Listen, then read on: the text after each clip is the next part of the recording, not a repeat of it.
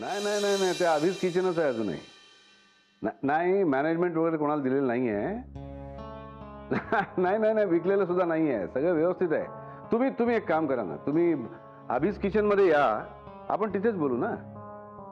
हो चालेल चालेल, ओके ओके ओके. अरे तसं खाली का बसलं? वर बस वर बस. काय काय झालं बोल. सर ते अभिज किचनला बबड्यास किचन करून खूप घोळ घातलाय ना सर मी. अरे नाही रे, होईल मॅनेज. नाही सर तसं नाही, पण एका दिवसात केवढं नुकसान केलं मी तुमचं. इतकं खाणं फुकट घालवलं, लाईट बिल, स्टाफचा खर्च सगळं मिळून एकूण 40-50 हजाराचं नुकसान झालं असेल ना सर तुमचं. अरे नाही, तू खूप विचार करतोय सोहम. मला यातच आनंद आहे की तू प्रामाणिकपणे प्रयत्न तरी केला. प्रयत्न केला सर, पण तुमच्या जीवावर, तुमचं नुकसान करून. सर ह्या माझ्या काही वस्तू आहेत, ह्या विकून तुम्हाला तुमचे पैसे परत मिळतील. आणि जर कमी पडले ना सर, मी कमवून तुम्हाला पैसे परत करीन. हवं तर तुम्ही व्याज घ्या त्याच्यावर. नाही रे सोहम, हे असं व्याज बीज नाही घेऊ शकत मी. असं नका बोलू सर. मी एक काम करू का, मी स्टॅम्प पेपर घेऊन येऊ? मी स्टॅम्प पेपर घेऊन येतो, तुम्ही त्याच्यावर लिहून घ्या. सोहम अरे काय करतोयस तू? मला काही असं लिहून बिहून नकोय रे. हे बघ, झालं गेलं विसरून जा. सर असं कसं विसरून जाऊ, माझं मन नाही मानत आहे हो. मी एक काम करू का, पैसे फिटेपर्यंत मी अभिज किचनमध्ये भांडी घासायचा जॉब करू? सर प्लीज मला जॉब करू द्या ना, नाही म्हणू नका. मला काहीही करून तुमचे पैसे परत करायचे आहेत सर. सोहम तू खूपच मनाला लावून घेतलंस. अरे बिझनेसमध्ये हे छोटे मोठे चढ उतार असतात.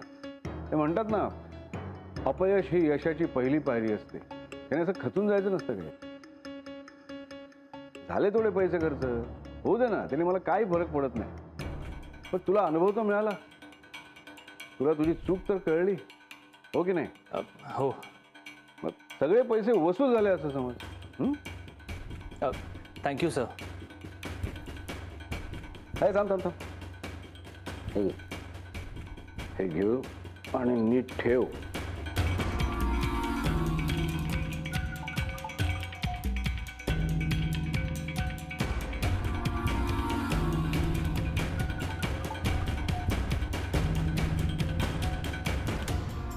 पन्नास 60 हजारांनी अभिजित राजेला काहीच फरक पडत नाही. म्हणजे किती पैसे असतील यांच्याकडे? शुभ्रा, शुभ्रा यांचं किती नुकसान झालं असेल ग?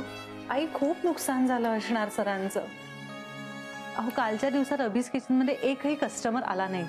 बरं खूप लोक येतील या अपेक्षेने केवढं अन्न बनवलं होतं, ते वाया गेलं, ते नुकसान. त्यात हॉटेलचं नावही बदलून टाकलं होतं. ब्रँडचंही नाव खराब झालं नाही, ते आणखी एक वेगळं. आता मला आई पैसे देऊन सरांना हर्ट करायचं नव्हतं, पण कुठेतरी सोहम चुकला. त्यामुळे त्याला ऍक्च्युली आम्हाला दोघांना काहीतरी नुकसान भरपाई दिली पाहिजे ना, या जाणीवेचा चिमटा तर बसला पाहिजे ना. म्हणून आई मी हे, मला दुखवायचं नव्हतं सरांना, काय करू? आई एक काम करा ना, हे घ्या, तुम्ही सरांना कन्व्हिन्स करून द्या, तुमचं ऐकतील ते, त्यांना द्या ना. अगं नाही नाही, मी कसं देऊ, मी कसं बोलू त्यांच्याशी? आई हो असं काय करताय? एक मिनिट, तुमच्या दोघांमधला अबोला अजून संपला नाहीये का? आई अहो तुम्ही कसं इतके दिवस भांडू शकता? हे बघा, या घरातनं भांडायची मक्तेदारी फक्त सोहमला दिली आहे तुमच्या, आणि त्याच्या बरोबरीने थोडीफार मला. आता यामध्ये तुम्ही दोघं आमची कॉम्पिटिशन करणार आहात का? अगं काहीतरीच काय बोलतेय शुभ्रा. ऍक्च्युली मगाशी आजोबांचा फोन झाला ना, तेव्हाच मला डाऊट आला होता. मला कळलं तुम्ही त्यांच्यासमोर काहीतरी लपवताय. तेव्हाच सांगून टाकायला हवं होतं त्यांना. तुमची लेक आहे ना, तुमच्या लाडक्या जावयाशी भांडली आहे म्हणून चांगला ओरडा मिळाला असता तुम्हाला. थांबा, आत्ता फोन करते आजोबांना आणि सांगूनच टाक. अगं नको नको शुभ्रा, खरंच नको. बाबा खूप रागावतील माझ्यावर. मला ना एक गोष्ट कळत नाहीये शुभ्रा, म्हणजे यांचं केवढं नुकसान झालंय ग, पण यांना काहीच वाटत नाहीये त्याचं. म्हणजे आपल्याला दाखवतात म्हणून नाही, त्यांना खरंच मनापासून काहीच वाटत नाही यातून. किती शांत आहेत ते. उलट मी बोलत नाहीये याचाच विचार करत बसले. मग हे कळतंय ना तुम्हाला आई, मग जाऊन बोला ना सरांशी, मिटवून टाका. त्यांना जाऊन विचारा की तुम्ही हे सगळं इतकं शांतपणे का घेताय. आई, तुमच्या दोघांकडनं आम्ही भांडणं करायला शिकायचंय का प्रेम करायला शिकायचंय? तुम्हीच म्हणता ना की प्रेमाने सगळे प्रश्न सुटतात. मग तुमच्यातला हा प्रश्नही सोडवून टाका ना. पण अगं कसं? हे कॉफी करत होते आणि रागाच्या भरात कॉफी न घेता तसेच गेले. मी छान कॉफी करून घेऊन जाते त्यांच्यासाठी. प्रेमाने.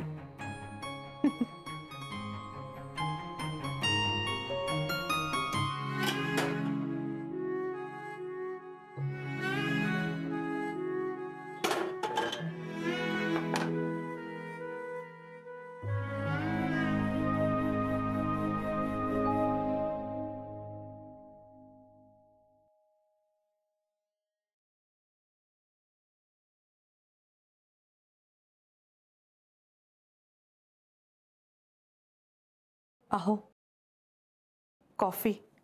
थँक्स.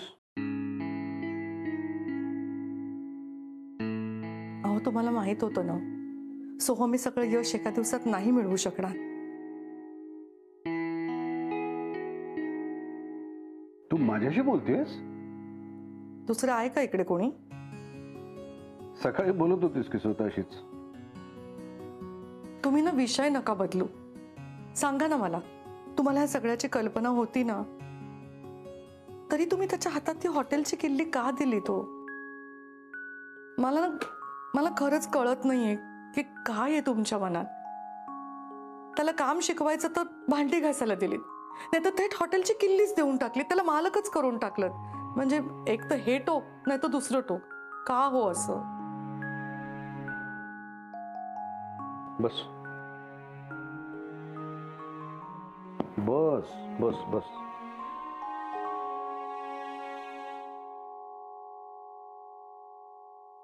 मला एक सांग आसावरी, तू एक उत्तम सून आहेस. गेली कित्येक वर्ष तू दत्ताजींची इतकी उत्तम काळजी घेतलीस की ते चक्क तुला लेकच मानतात. तर शुभ्राई तुला आई मानते. तू सासू म्हणून सुद्धा आदर्शच आहेस. मला विचारशील तर बायको म्हणून मी तुला 100 पैकी 101 मार्क दिला. पण मग सोहमच्याच बाबतीत तू इतकी हळवी का होतेस? की हतबल का होतेस? त्याचे प्रयत्न, त्याचे स्ट्रगल सगळं तू व्यवस्थित फेस करू शकतेस, पण त्यातच तो हारला की मात्र हतबल होतेस. असं का? अहो, तसं नाहीये. नाही, तसंच आहे. मी बघतोय ना. कुठल्याही प्रश्नाचं धीरानं उत्तर शोधणारी आसावरी सोहम समोर मात्र हतबल आहे. का? तू त्याची ताकद असावीस असा तुझा प्रयत्न असतो, पण तो मात्र तुझा वीक पॉइंट झालाय. का? मला नाही माहित हो. मला नाही कळत. काही महिन्यांपूर्वीच तुम्ही आणि शुभ्रा आमच्या आयुष्यात आलात, पण त्यापूर्वी आम्ही दोघंच होतो ना एकमेकांना. माहिती आहे ना मला. एकमेकांसाठी आधार असणं मान्य आहे मला, पण एकमेकांसाठी एवढं हेल्पलेस होणं? कसं सांगू मी तुम्हाला? त्याचे बाबा गेले तेव्हा केवढा लहान होता तो. एवढ्या लहान वयात त्याच्या डोक्यावरचं छत्रच गेलं होतं. मला तर एकदम आभाळ कोसळल्यासारखं झालं होतं. काही सुचत नव्हतं, काही समजत नव्हतं. बाबांचा आधार होता मला, पण मला वाटलं माझं आयुष्यच संपलंय. तुमचा कदाचित विश्वास नाही बसणार. एक दिवस मी जीव द्यायचं ठरवलं होतं. मी रात्री उठून सुद्धा बसले होते आणि पुढे काय करणार तेवढ्यात बबड्याने माझा हात असा घट्ट धरला. गाढ झोपेतच होता तो मला म्हणाला, आई मला सोडून नको जाऊस ग. तो झोपेतच होता, पण त्याने माझे डोळे लख्ख उघडले. आज तुम्हाला ही मी जी तुमच्या समोर बसलेली दिसते ना, ती फक्त माझ्या बबड्यामुळे. तुम्ही विचार करा ना की एका बाईच्या आयुष्यात तरुणपणी तिचा नवरा गेल्यावरती तिच्या मुलांशिवाय नुसतं काय असतं उरलेलं. तिचं मूल हे तिचं जग बनतं. माझा बबड्या ना माझ्यासाठी माझं जग आहे. तुम्ही आहात माझ्या आयुष्यात, शुभ्रा आहे, पण बबड्या आहे म्हणून मी आहे हे मी कसं विसरू. मला माहिती आहे मी खूप लाड केले त्याचे. लहानपणी मी नाही ओरडले त्याला, त्याच्या चुका मी त्याला नाही दाखवून दिल्या म्हणून तो खरंच बिघडलाय. मी मान्य करते ना, असं झालंय. पण तो छोटा होता ना, तुम्हाला माहिती आहे ना बाबांचा स्वभाव कसा आहे. ते त्याला खूप बोलायचे अहो. कोंबडीच्या, गाढवा, माकडा खूप टोचून टोचून बोलायचे. हळवा आहे ना बबड्या, त्याला खूप वाईट वाटायचं. तो माझ्या गोष्टीत यायचा आणि रडायचा. पण त्यावेळेला मीही जर त्याला ओरडले असते तर त्याच्या कोवळ्या मनावरती काय परिणाम झाला असता, किती एकटा पडला असता माझा मुलगा. म्हणून तो जर कधी काही चुकला ना तर मी सोडून द्यायचे.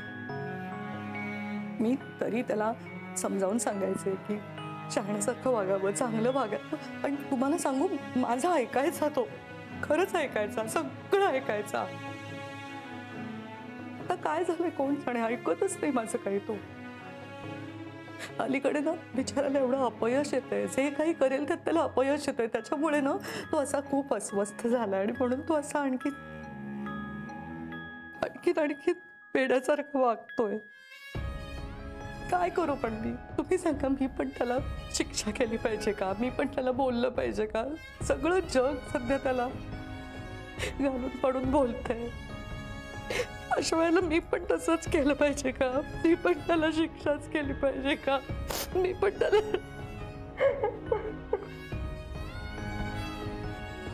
शांत असवरी, शांत हो.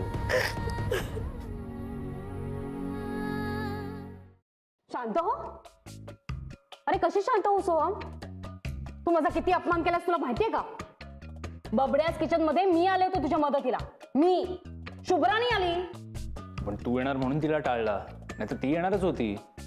वा, तुझ्यासाठी एवढं सगळं करून तुला बायकोचीच बाजू घ्यायची असते. मग इथे कशाला येतोस? जा ना तिकडेच. मी नाही बोलवलं तुला इथे. मी कोणाची बाजू घेत नाहीये. मी एवढंच सांगतोय तू येणार म्हणून तिला टाळला. तिला टाळून केलंस काय? तो बोर्ड धरून मला बाहेर रस्त्यावर उभं केलंस. किती एम्बॅरेसिंग झालं मला माहितीये. Okay, sorry. ऍक्च्युली खूप कामं होती, खूप गडबड होती, प्रेशर होतं ना कामाचं, म्हणून काही करून ना मला सक्सेसफुल व्हायचं होतं. पण इतकं सगळं करून शेवटी हरलासच ना. मी आलेली संधी वायाच गेली. अशा अनेक संधी येत राहतील. काल त्या अभिजित राजेचं इतकं नुकसान झालं, त्याला काही फरकच नाही पडला. हा म्हणजे समुद्रातनं एक बालदी पाणी काढतो ना, तसं आहे ते त्याच्यासाठी. करोडपती आहे तो माणूस.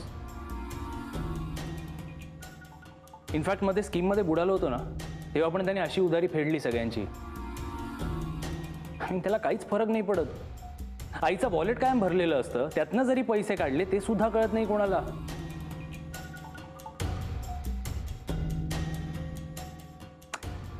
मस्त 5 स्टार मध्ये कॉफी प्यायचा मूड आलाय.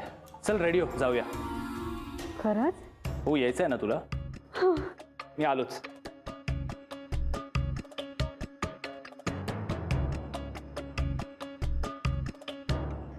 अहो अहो, तुम्ही घरातल्या घरात काय फोन करताय? मला गप्पा मारायच्या तुझ्याशी. अहो मला खूप कामं पडलेत आणि तुम्हाला गप्पा मारायच्या आहेत. मग मी स्वयंपाकघरात येऊन तुझ्याशी गप्पा मारू का? नको नको, तुम्ही स्वयंपाकघरात आलात ना की अख्ख्या स्वयंपाकघराचा ताबा घेता. मग तू एक काम कर, तू काम करता करता बोल माझ्याशी. अहो असं कसं बोलता येईल काम करता करता? ठीक आहे, हे लाव आणि बोल. गंमत ग, बोल. तुम्ही ना कमाल करता अक्षरशः. फोन लावतो आम्ही. मी काय म्हणतो असावरी, तू माझ्याशी असं अबोला धरत जाऊ नकोस ग बाई. हा, मग बरं वाटत नाही मला.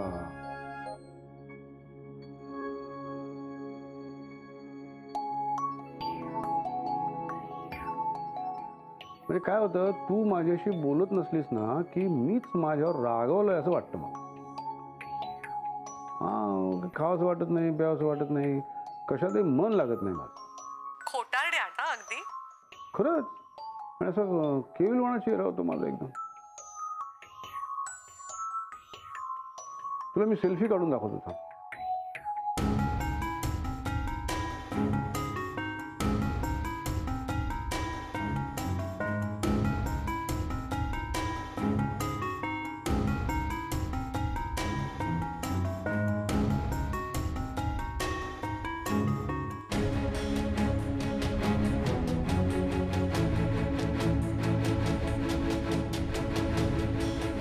अहो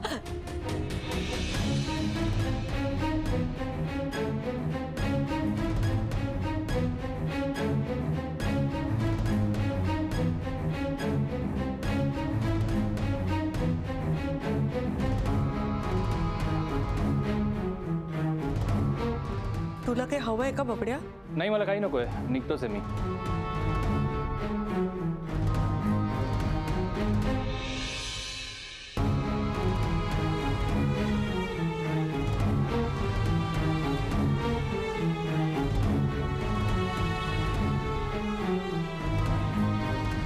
तसाच गेला तो. हा. तुम्हाला पाणी देऊ का? नाही नको.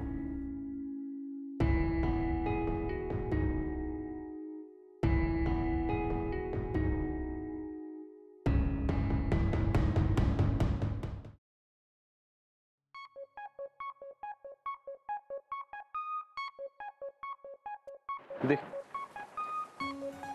का? एनवलप चेक आणलं असेल तर दे आणि हेही काढ. मी जातो, मी नाही करत. नाही थांबा, एकतर मी एनवलप द्यायला नाही आले आणि मी पाऊस आला तर कपडे भिजतील म्हणून हे काम करायला आलेले. ऍक्च्युली मी सॉरी म्हणायला आले. I am sorry sir. माझं खरंच तुम्हाला हर्ट व्हावं असं इंटेन्शन नव्हतं. ठीक. थांबा ना, मला माझी बाजू पण सांगायची आहे तुम्हाला. असे नका ना बघू, मग भीती वाटते. खाली बघतो. नाही खाली. सर मी तुमच्या समोर सोहमची बायको म्हणून उभी राहिले होते हो. त्याच्या आतेताईपणामुळे आणि त्याच्या सो कॉल्ड ओव्हर कॉन्फिडन्समुळे ना खूप वेळा तो नुकसान करतो आणि सगळ्यांचंच करवत असतो. गेल्या काही काळात तुमचं तर खूप नुकसान केलंय त्याने. आणि